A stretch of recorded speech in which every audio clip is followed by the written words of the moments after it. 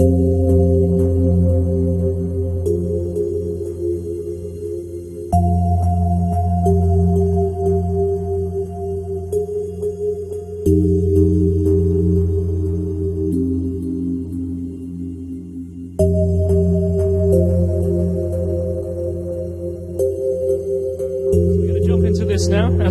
time is pushing on, I'd like to introduce our next speaker today.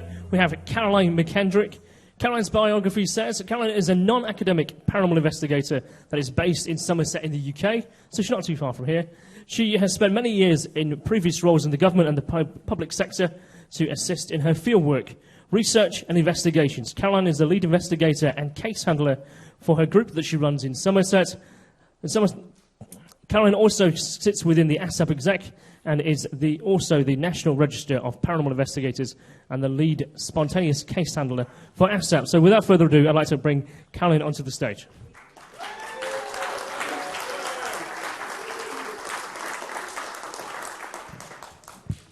Good afternoon, everyone. Thank you for bearing with us during the slight delay. Hopefully, if I cut this talk short, you're not going to notice, and it will all be good. So, my background, okay, I have been part of a paranormal group since 2010. Do excuse my voice, it keeps going at the moment. I originally joined an established group in Somerset. There, I learned the basic principles of investigating from them, but it was apparent very quickly that we were on different paths of learning and also for our belief systems. So I started my own group up in 2012 because I wanted to have more autonomy and to have more say in which direction it is that we went with the team. So private cases, they came into us pretty quickly, and we started to get requests for alleged paranormal activity from members of the public, and these came from houses and businesses alike. They would contact me with similar claims of what they were experiencing. A lot of these paranormal claims were quite easy to find a rational explanation for and to debunk. But that's not to say that that was the scenario for all of them.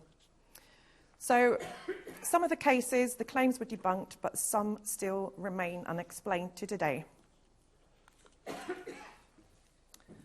Reasons for wrong information or evidence supplied. I'm going to run through the list of what I attribute to be the wrong information that's given. So misunderstanding and misinterpretation. This is interpreting things that they believe to be paranormal incorrectly. Their understanding of what is going on is naive. They don't get it. It could be such things as, sorry, eye roll, orbs, believing them to be paranormal, when in fact they're just easily debunked as camera refractions, dust, moisture, or bugs. Normal house sounds. This is something else they get confused with, such as the house settling with the heating on or temperature adjustments. Neighbours' noises caused by terraced or semi-detached houses, such as hearing knocks, bangs, voices and footfalls through adjoining walls. This is called, and it was touched earlier from Kev Kerr, new house syndrome. So it's when you move into a new property and you are not experiencing things that you recognise, so everything becomes sinister and paranormal in your mind. Another reason for misinformation, exaggeration.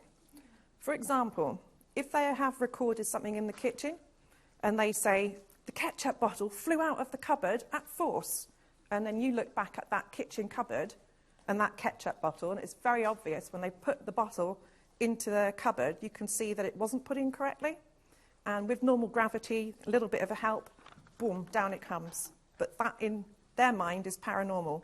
And it's easy. If you're in a situation that you are living in a house and you are vulnerable, thinking that you're subjected to paranormal activity, everything can be attributed to paranormal activity. And then you have misdirection. So misdirection is giving the wrong information to intentionally take the investigator in the wrong direction, purposely lying about the history or the activity to fit their narrative. And this is the best one of all, and it happens a lot in our group in particular. Total fraud and hoaxing. This is where the wrong information supplied can take on a more sinister role. And I'd just like to take this opportunity to define these categories.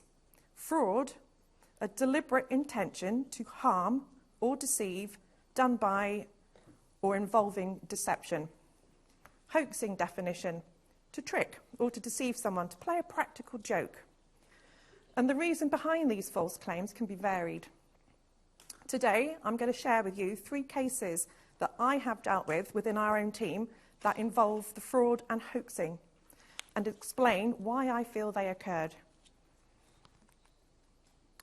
So, case 1. Now, apologies, this isn't a red ring. I've disappointed a lot of you, I know, by putting a box around these orbs. This was our professional photographer that we used to have in the team.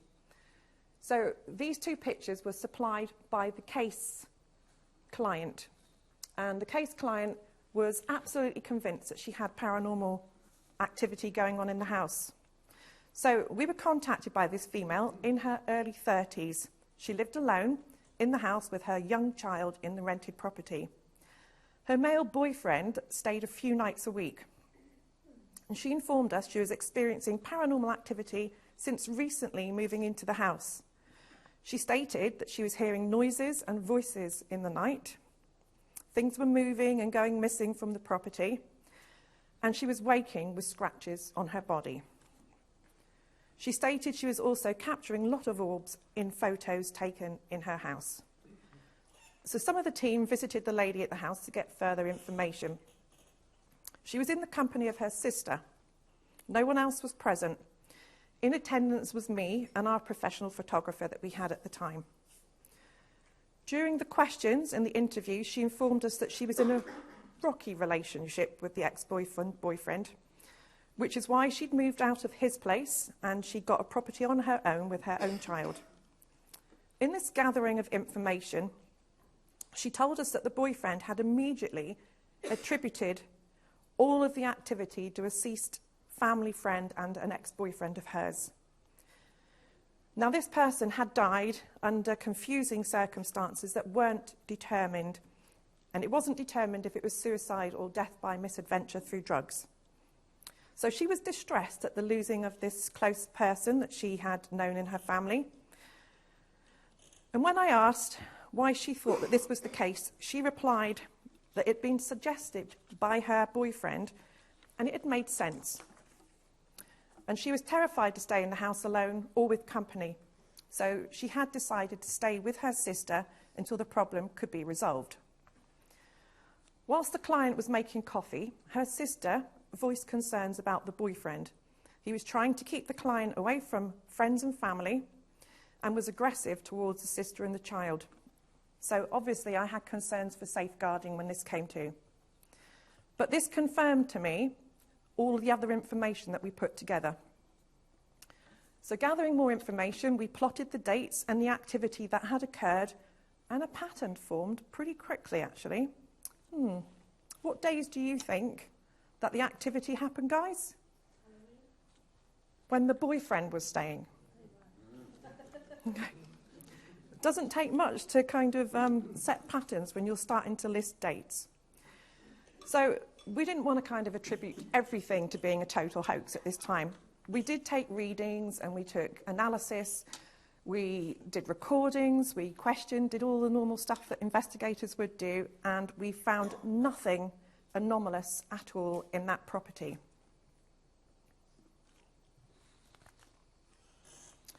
So this is a recreation of one of their pictures because she was so assured that these orbs were down to...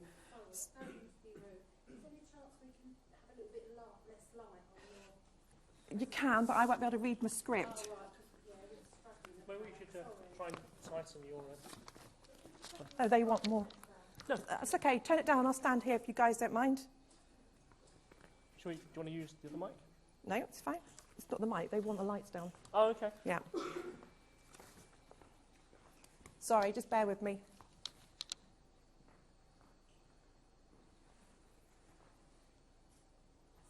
Yeah.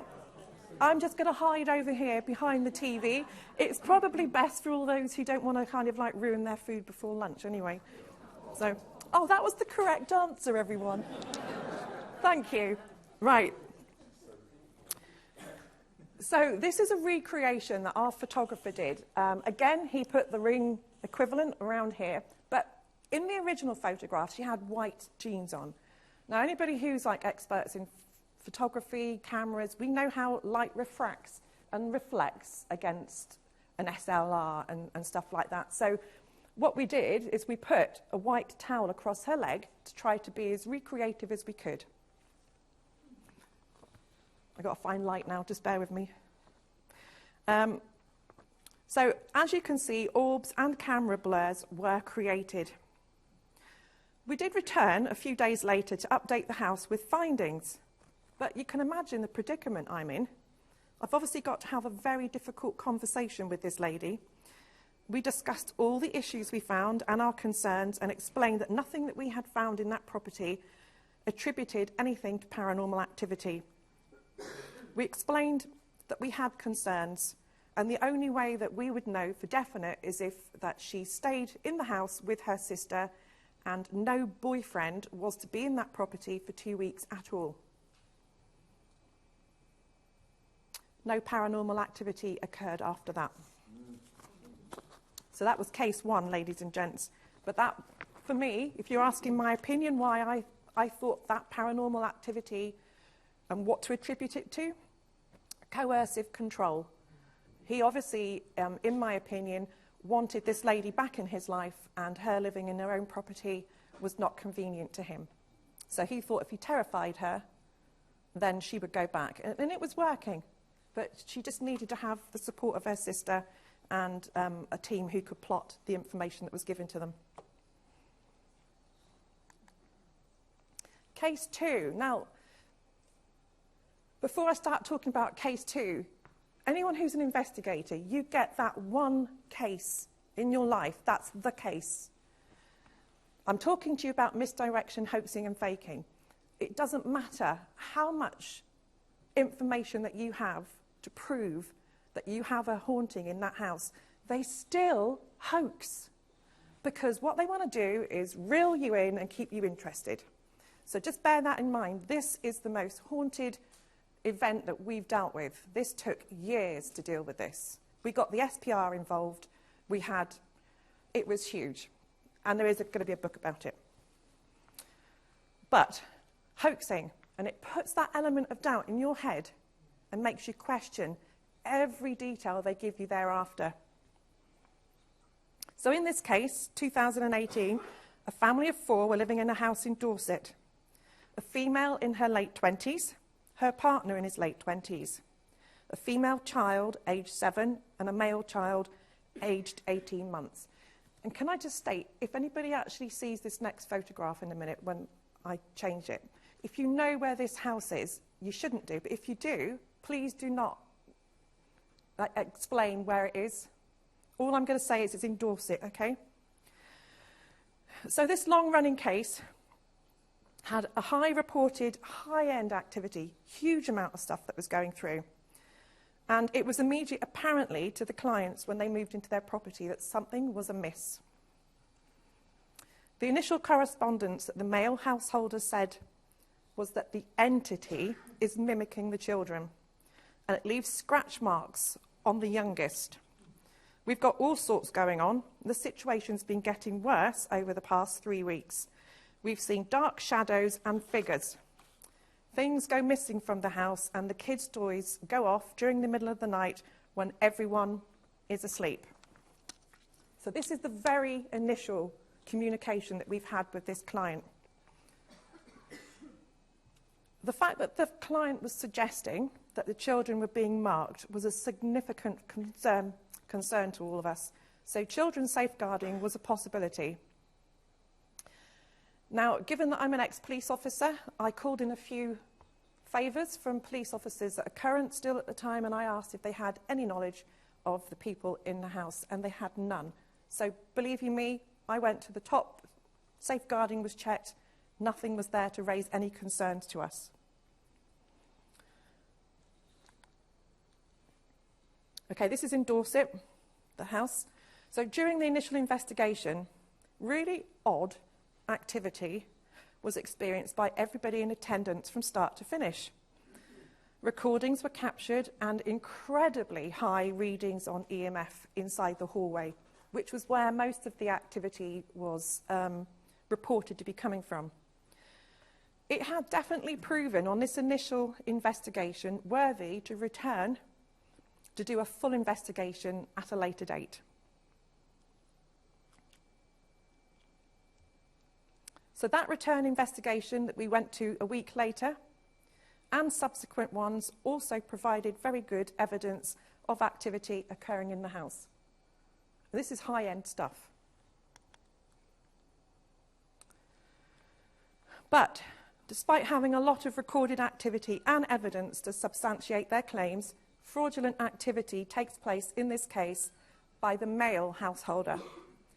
This only goes to call to question everything then that's been said and will be said in the future. Now, this next incident, we've listed it as the exploding door. So we were informed that the family were heading out for the house to visit family, and as they were getting into the car, the male noticed that the bedroom light was still on upstairs. He went back to the house to turn it off, returned to the car, and then they continued out to visit the family. On their return, they were met by clothes strewn all over the floor. So if you can see this picture over, hang on, where's my doodah? Over here. Clothes were thrown all over the floor, drawers were out, cupboards were empty, clothes were everywhere. And there was cereal. Cereal was thrown everywhere, all over the clothes and everything.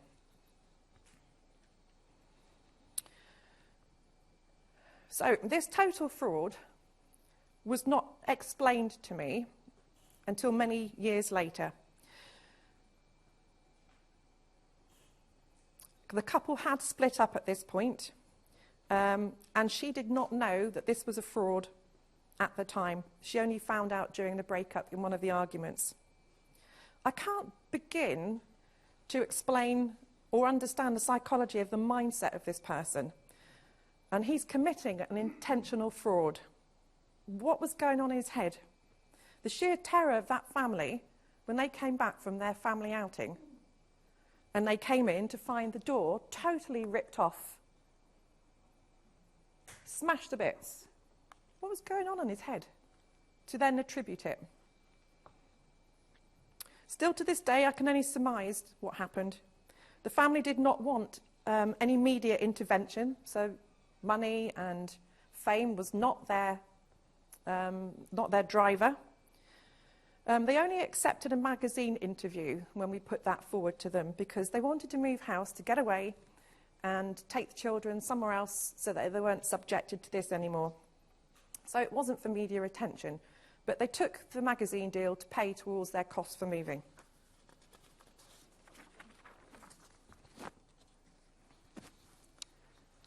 The male, however, he did exhibit some temper issues. And it's most likely, in my opinion, this is what happened, that it could have been an outburst for having to return to the house to turn the light off. He then covered his tracks and apportioned blame to him losing his temper, a kick of the door. Oops, that came off because I'm so angry.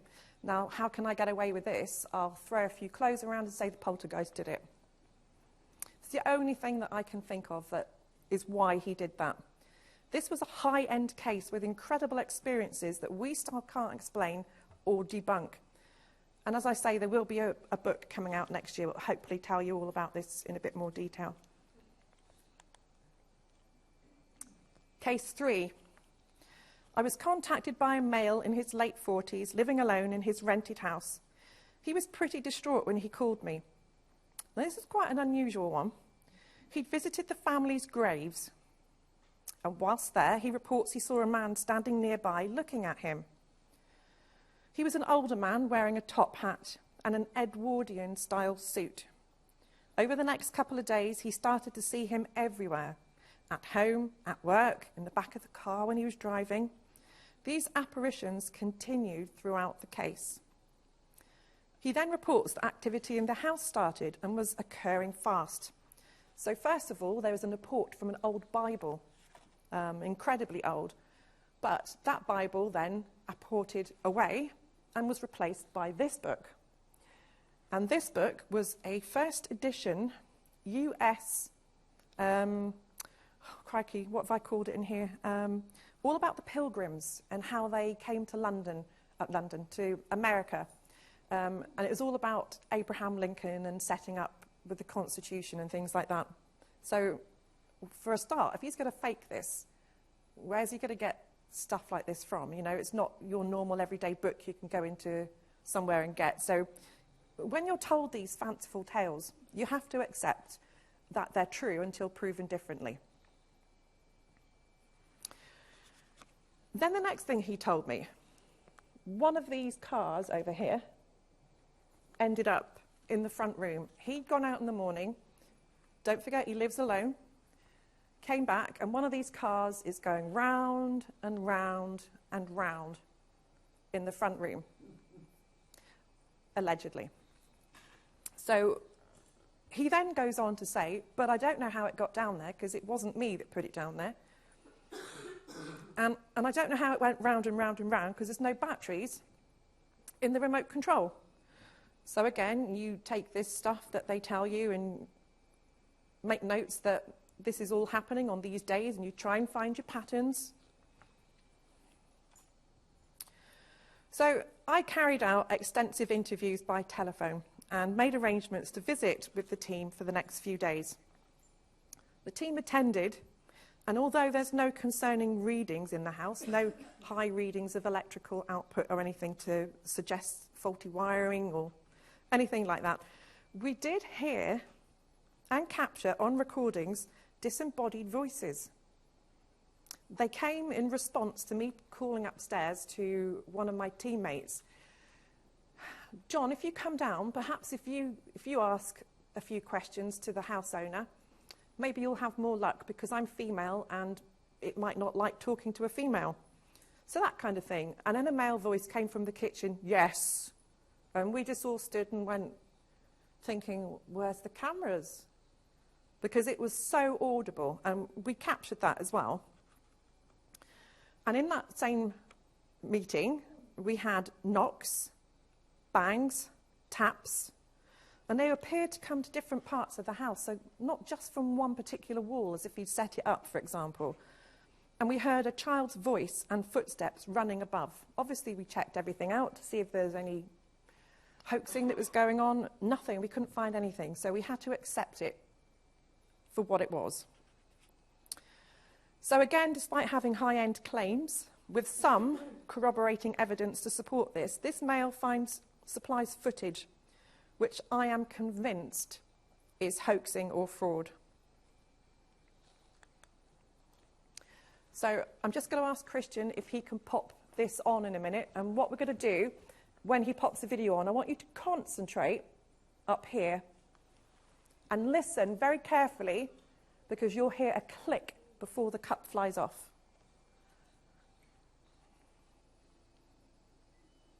And they pick up fast. They want to give you in the pits. This is a little earth.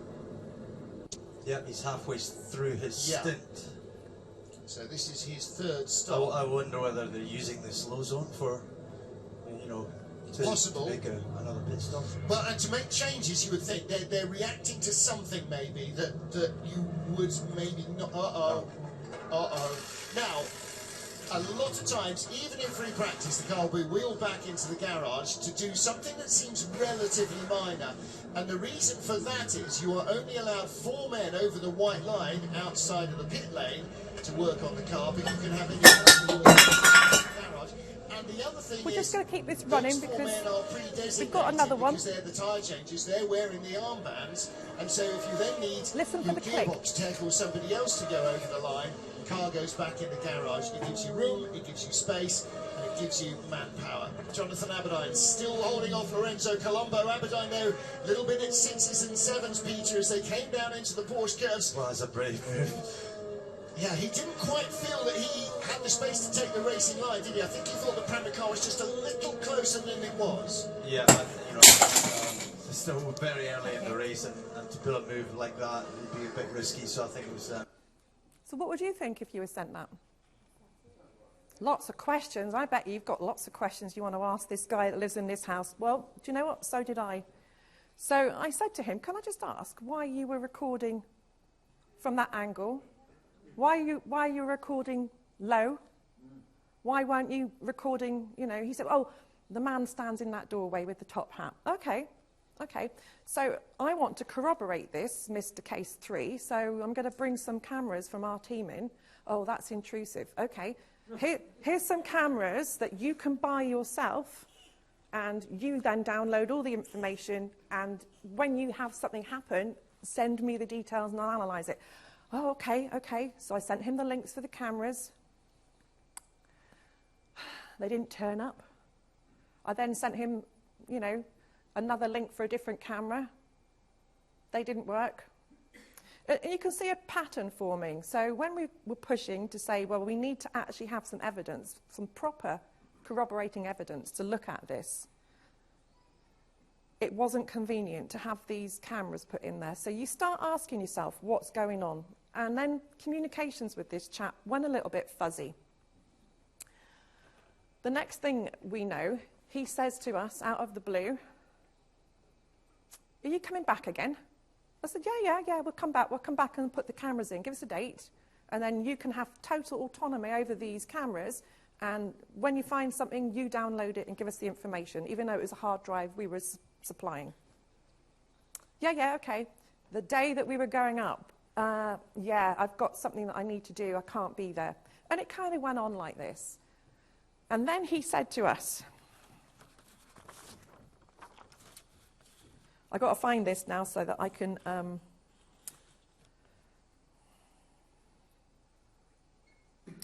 I can't find it in my notes. So what happened was, he then said, I've had a priest around.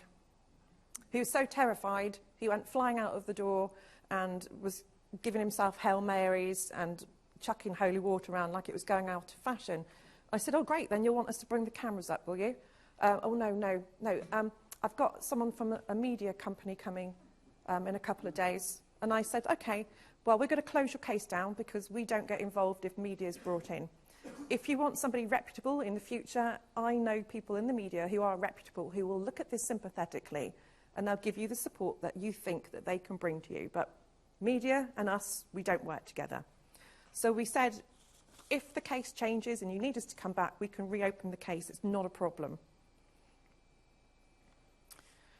In my opinion, I feel that the male wanted the media attention. He was an intelligent guy. Was he doing this to see if he could fool us? I don't know. Did he fool us? No. Absolutely not, because anybody who was going through this type of paranormal activity in their home would want every single camera to capture what it was to get an answer. That wasn't the case. So any type of misdirection, faking, hoaxing, or deliberate fraud causes investigators to call into question every single piece of information. And it would be so easy for somebody to walk away. And if they walked away, could you be missing giving that vulnerable family that help they need? So even though we know that there's deliberate faking and hoaxing, we still continue till we get to that point where we think this is no longer workable. Because we want to support the client. We want to be able to give them that support that they need in genuine cases. The longer that I've investigate these cases, the more I see the hoaxes. And this is why it's important to get as much information as possible at the interview stages. You need to understand the dynamics and the family setup and try to get to know the clients. That's it from me.